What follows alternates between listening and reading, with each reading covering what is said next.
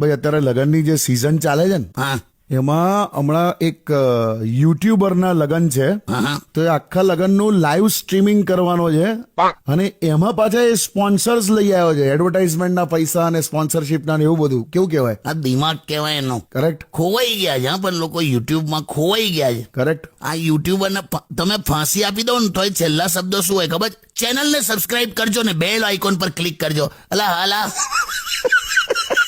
હા છોકરી શું કરે? છોકરી એ પણ ઇન્સ્ટાગ્રામ પર છે, ઇન્સ્ટા ક્વીન છે ભાઈ, એમ?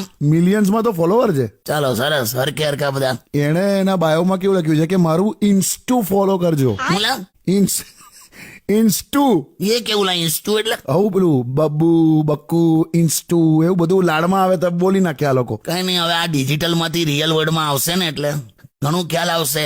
એમ ને? બધા જે શાક ભાવવા મળે ને ત્યારે રસોઈ મમ્મીની નથી હોતી, પત્નીની હોય છે. જક મારીને બોલે. અને બધા શોખ જ્યારે મોંઘા લાગે ને ત્યારે કમાણી પપ્પાની નહીં આપણી હોય છે. ક્યાં વાત હે. કરેક્ટ કાકા. પણ આ યુટ્યુબ નું તો કેવું નહીં, શું?